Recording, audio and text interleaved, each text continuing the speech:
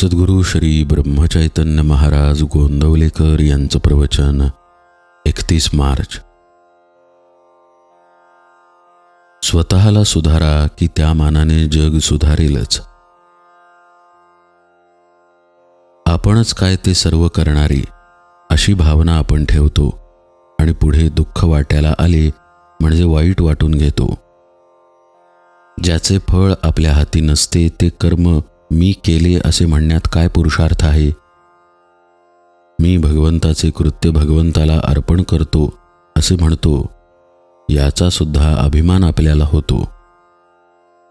जगात सात्विक वृत्तीने वागणारे पुष्कळ असतात, पण मी करतो हा अभिमान त्यांचाही सुटत नाही.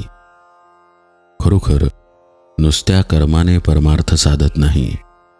करता मी नाही हे समजले म्हणजे सर्व साधते. नसलेले कर्तेपण आपल्याकडे ओढून घेऊन माणूस सुखी किंवा दुःखी होतो.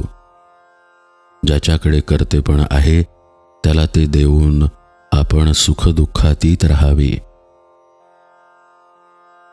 खोलीतल्या खोलीत जो सुख मानून घेतो तो कैदी खरा सुखात असेल असे आपल्याला वाटते.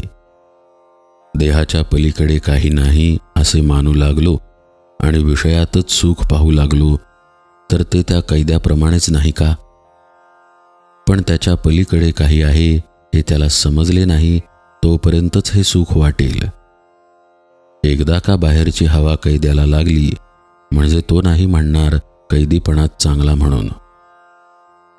त्याचप्रमाणे एकदा भगवंताच्या आनंदाची हवा लागली म्हणजे माणूस नाही विषयात राहणार. चित्त आपल्याला निर्विषय करता येणार नाही, पण ते भगवंताकडे लावता येणार नाही असे नाही. बुजार घोड्याला जसे चुचकारून घेतात तसे मनाला करावे. वृत्ती जिथे पालटायला लागते तिथे सावध राहावे. भगवंताचे स्मरण चुकले की काहीतरी अवघड वाटायला हवे. आज नको वाटणारे नामस्मरण बळजबरीने करावे म्हणजे हवेसे वाटणारे विषय जातात. प्रापंचिक अडचणीतून जर आपण मार्ग काढतो तर मग परमार्थातल्या अडचणींना का भ्यावे? जर आज आपल्याला विवेकाने सुखी राहता आले नाही तर आपल्याला सुख कधीच मिळणार नाही. नुसते गिरीकंदरात जाऊन कुठे परमार्थ साधत असतो का? तसे असते तर तो माकडांनाही साधला असता.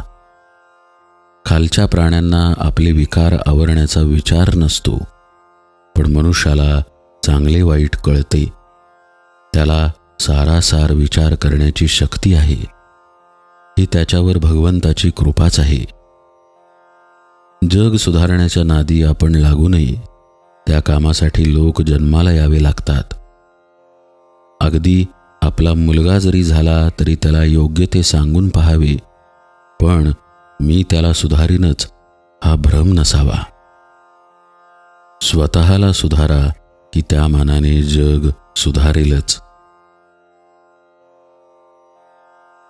कर्तव्य म्हणून वकील जसा भांडतो त्याप्रमाणे कर्तव्य म्हणून प्रामाणिकपणाने आपण प्रपंच करावा. त्यामध्ये भगवंताला विसरू नये. जानकी जीवन स्मरण जय जय राम.